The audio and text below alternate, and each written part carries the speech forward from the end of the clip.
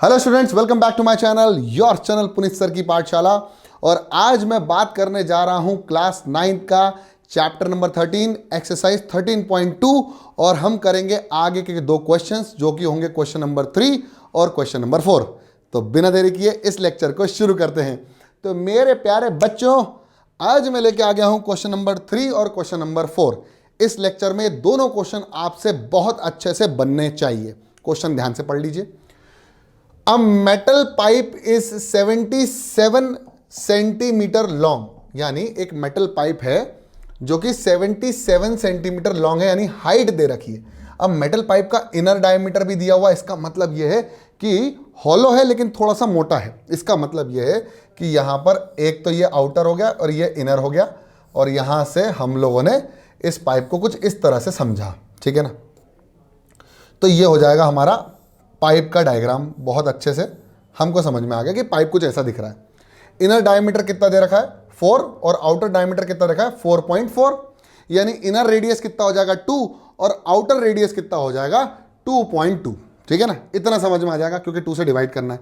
यानी inner radius को मैं मान लेता हूं R1, R2 बड़ा है तो inner radius R1 is equal to diameter का आधा यानी 2 सेंटीमीटर, और आउटर डायमीटर जो कि होगा वो कितना हो जाएगा 2.2 सेंटीमीटर। बहुत बढ़िया। और दोनों के लिए हाइट कैसी रहेगी? दोनों के लिए हाइट सेम रहेगी जो कि होगी 77 सेंटीमीटर लॉन्ग दोनों के लिए। तो ये हो गई height will be equal to 77 centimetre. अब वो क्या पूछ रहा सबसे पहले?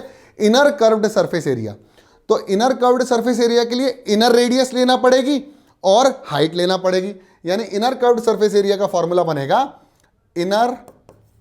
Inner curved surface area, inner curved surface area will be equal to R1 लेंगे R2 लेंगे। अरे इनर की बात कर रहे हैं तो इनर वाला रेडियस हमने R1 माना है, तो ये हो जाएगा 2 पाई R1H, ठीक है। तो कितना हो जाएगा 2 into 22/7 into R1 which is equal to 2, और हाइट हो जाएगी 77, 7 1 7, 7 11 जा, तो ये जाएगा 11 2 22, यानी 2 इंटू 22 इंटू 22 जो कि होगा 22 का स्क्वायर यानी 484। तो ये हो जाएगा 484 मल्टीप्लाइड बाई 2 जो कि आंसर आने वाला है 4 2 8, 8 2 16, 4 2 8 + 1 9, और ये आ जाएगा centimetre square. That is 968 centimetre square is the inner curved surface area of the cylinder. मतलब मैं सिलेंडर है और उसके अंदर में बैठा हुआ हूं, ऐसे ऐसे इनर कर्व्ड सरफेस एरिया। अब आउटर कर्व्ड सरफेस एरिया निकाल लेते हैं। तो आउटर कर्व्ड सरफेस एरिया का फॉर्मूला क्या होगा? आउटर तो हो जाएगा 2 पाई R2H, बस ये कर दो। आउटर मतलब बाहर वाला, तो बाहर वाला रेडियस निकाल लिया। तो कितना हो जाएगा मेरे प्यारे बच्चों? 2 इंटू 22/7 इंटू R2 कितना हो जाएगा 2.2 इंटू हाइट कितना हो जाएगा 77, 7 11 से तो क्या हो गया? अब देखो पॉइंट हटाएंगे, पॉइंट रिमूव किया तो कितना आया? एक 10 नीचे, तो आएगा 2 इंटू 22 इंटू 22 इंटू 11 अपॉन 10। अब 11 इंटू 2 कर देंगे तो कितना हो जाएगा 22, यानी आ जाएगा 22 का क्यूब, 22 इंटू 22 इंटू 22, और ये आ जाएगा डिवाइडेड बाई 10। अब प्रॉब्लम पता क्या होती है? मुझे है ना 22 का क्यूब याद नहीं है, मुझे 11 का क्यूब याद है। 11 का जो क्यूब होता है ना वो होता है 1331। अब ध्यान से देखना, इसमें से एक 11 निकालो तो 11 इंटू 11 इंटू 11, और ये हो जाएगा 2 2 4 2 8, तो आ जाएगा 8/10। अब मेरे को पता है 11 का क्यूब 1331 इंटू 8/10। बस यहां से मैं 8 से मल्टीप्लाई कर दूंगा। मुझे 22 को आंसर निकालने के बाद फिर 22 से मल्टीप्लाई करने की जरूरत भी नहीं पड़ी।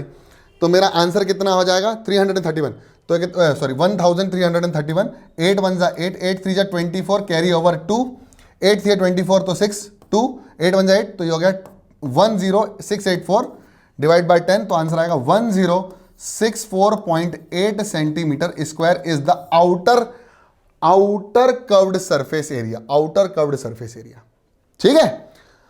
अब बोल रहा है टोटल सरफेस एरिया। तो टोटल में बच्चे गलती हमेशा ये करते हैं कि वो इनर प्लस करके आउटर प्लस कर देते हैं, आंसर आ गया। ऐसा नहीं है, ऐसा बिल्कुल नहीं है। अब ध्यान से देखना, इसको मैं ऊपर की तरफ से देखूं, अगर मैं यहां से आंख लगाऊं अपनी और इसको ऐसे देखूं, ऐसे नीचे झांक के देखूं, तो मुझे कैसा दिखेगा? मुझे दिखेगा ये सर्कल के अंदर सर्कल और ये होलो पार्ट है, ये होलो पार्ट है ना। तो मुझे इतना एरिया और निकालना है और वो सेम चीज़ मुझे नीचे के भी लिए निकालना है। तो ये नीचे हो जाएगा, नीचे भी ऐसा ही सेम। तो ये एरिया निकालना है ना। तो बड़े वाले सर्कल में से छोटा माइनस कर दो, बड़े वाले सर्कल में से छोटा माइनस कर दो, तो आंसर आएगा बड़े वाले सर्कल का एरिया यानी pi R square minus pi R1 का स्क्वायर, और इन दोनों को प्लस कर दो तो आ जाएगा 2 से मल्टीप्लाई। तो ये आ जाएगा ऊपर वाला एरिया भी। टोटल निकालने के लिए ये करना पड़ेगा। पाई कॉमन, 2 पाई हो गया, ये हो गया R2 का स्क्वायर माइनस R1 का स्क्वायर। अब यहाँ ए स्क्वायर माइनस बी स्क्वायर का फॉर्मूला लगा दो, 2 इंटू 22/7 तो हो जाएगा R2 plus R1 into R2 minus R1 लगा दिया। अब लगा दो वैल्यू, तो हो जाएगा 2 इंटू 22/7 इंटू, दोनों को माइनस करो, तो जब R2 को सॉरी प्लस कर दो, तो R2 कितना था 2.2 और 2 तो कितना हो जाएगा 4.2, तो हो जाएगा दोनों को प्लस करने के बाद 4.2 और दोनों को माइनस कर दो, तो ये हो जाएगा मेरे प्यारे बच्चों 0.2 है ना मेरे ख्याल से। 2.2 माइनस हो जाएगा 2.0, तो आंसर आएगा 2 और ये होगा 0.2। बहुत शानदार। तो ये हो जाएगा 0.2। अब ये हो जाएगा 2 इंटू 22/7 इंटू 4.2 इंटू 0.2, 2 पॉइंट हटाए तो 2 0 नीचे लगा दिए। 7 1 7, 7 6 42 है ना, 6 आ गया। अब 2 इंटू 2 4, 4 6 24, 24 को 22 से मल्टीप्लाई करो और डिवाइड कर दो मेरे प्यारे बच्चों 100 से, बस कुछ नहीं। तो 24 मल्टीप्लाइड बाई 22, 4 2 8, 4 2 2 4, 4 2 8, 2 2 4, तो ये कितना आ जाएगा 8, ये आ जाएगा 528, तो आ जाएगा 528 डिवाइडेड बाय 100, तो आ जाएगा 5.28 सेंटीमीटर स्क्वायर। अब हम सभी एरिया जो हमने निकाला है, ये area inner curved surface area और आउटर कर्व्ड सरफेस एरिया को प्लस कर दो, आंसर आ जाएगा। तीनों को प्लस करना है, तो आंसर आएगा 1064.8 प्लस 968 प्लस कितना आया था अभी आंसर 5.28, तो आएगा 5.28, ये 0.00, ये 0.0 है ना। बस इन सबको प्लस कर दो और क्या आंसर आया है कमेंट बॉक्स में मेरे लिए छोड़ दो, ठीक है। अब जल्दी से क्वेश्चन नंबर 4 कंप्लीट करते हैं। क्वेश्चन नंबर 4 है the diameter of the roller 84 centimetre is 84 centimetre, मतलब एक रोलर है तो वो सिलेंड्रिकल शेप का होगा 100%, जो आपने क्रिकेट में पिच रोल करने के लिए हम इस्तेमाल करते हैं ना, उसकी बात कर रहे हैं, तो वो ऐसा रोलर बनता है। तो उसका डायमीटर कितना दे रखा है 84 दे रखा है, तो रेडियस कितना हो जाएगा मेरे प्यारे बच्चों 42, तो रेडियस विल बी 42 सेंटीमीटर, और उसकी लेंथ 120 सेंटीमीटर दे रखी है, तो ये पूरी हाइट कितनी दे रखी है 120 centimetre. It takes 500 complete revolution to move over the level playground, मतलब इसको एक प्लेग्राउंड को लेवल करने के लिए, एक पूरे प्लेग्राउंड को लेवल करने के लिए कितने रिवॉल्यूशन की जरूरत पड़ती है 500 कंप्लीट रिवॉल्यूशन की जरूरत होती है। तो देखो एक कंप्लीट रिवॉल्यूशन में कितना एरिया कवर होगा, तो एरिया कवर्ड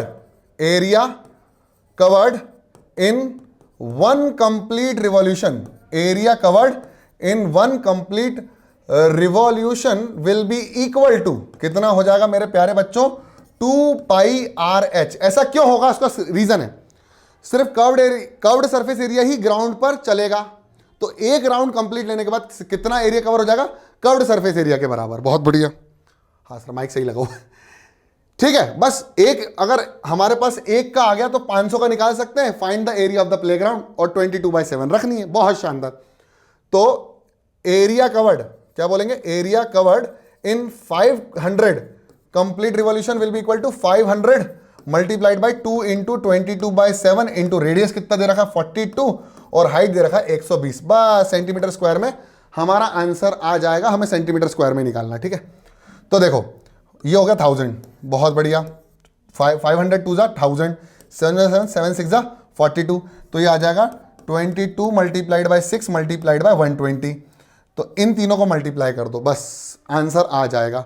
तो हम करेंगे 22 को पहले 6 से मल्टीप्लाई, तो आंसर आएगा 132, 6 2 जा 12 कैरी ओवर तो 132, और 132 को फिर 12 से मल्टीप्लाई कर दो, 120 से मत करो, एक जीरो इसके साथ जोड़ दो, तो आएगा 10,000 मल्टीप्लाइड बाय, अब ये जो आंसर आने वाला है उसको 10,000 से मल्टीप्लाई, 2 2 जा 4, 3 2 जा 6 और 2 1 जा 2 इंटू 2 1 जा 2, 3 1 3, 1 का 1, 4 8 5 1, 1584।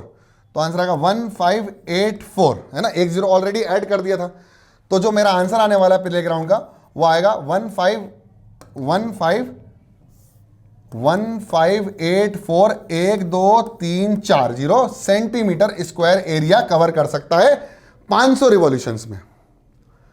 अगर आपकी किताब में मीटर स्क्वायर दिया हुआ है पीछे, अगर मीटर स्क्वायर दिया तो घबराने का नहीं। 1 सेंटीमीटर में कितने मीटर होते हैं मेरे प्यारे बच्चों? 100 मीटर। नहीं सर, 1 मीटर में 100 सेंटीमीटर होते हैं। Very good. तो 1 मीटर स्क्वायर में यानी 1 इंटू 1 यानी metre into metre metre square, तो 100 इंटू 100 यानी 100 इंटू 100 सेंटीमीटर स्क्वायर, यानी 1 मीटर स्क्वायर में 1 2 3 4 सेंटीमीटर स्क्वायर होते हैं, है ना। अब हमको सेंटीमीटर स्क्वायर से मीटर में कन्वर्ट करना है, तो 1 सेंटीमीटर स्क्वायर में कितना हो जाएगा? 1/1 2 3 4 मीटर स्क्वायर, यानी 1000 से डिवाइड कर दो बस। इस आंसर को 10,000 से डिवाइड कर दो, तो आंसर आएगा 1584 1 2 3 4 डिवाइड बाय 1 2 3 4, 4 0 से 4 0, आंसर आएगा 1584 metre square is the area to be levelled. और लेवल्ड तो ठीक है, लेकिन एक्चुअली इसको एक बार ही रोटेशन करना है और पूरे प्लेग्राउंड का एरिया क्या है? 1584, जो कि लेवल हो जाएगा। बस इतना ही है। आप आंसर चेक करो और मुझे कमेंट बॉक्स में छोड़ दो कि भाई सही आया है आंसर। आपका भी पॉज करके भी हम लोगों ने आंसर सॉल्व कर दिया है। तो आई होप आपको ये लेक्चर समझ में आ गया। लेक्चर समझ में आ गया तो पसंद आ गया तो लाइक कर दो, और चैनल में नए हो तो सब्सक्राइब कर दो। पुनीत सर की पाठशाला है हमारा नाम, और मिलते हैं अगली क्लास में। तब तक के लिए पढ़ते रहो, बढ़ते रहो, देखते रहो पुनीत सर की पाठशाला। जय हिंद।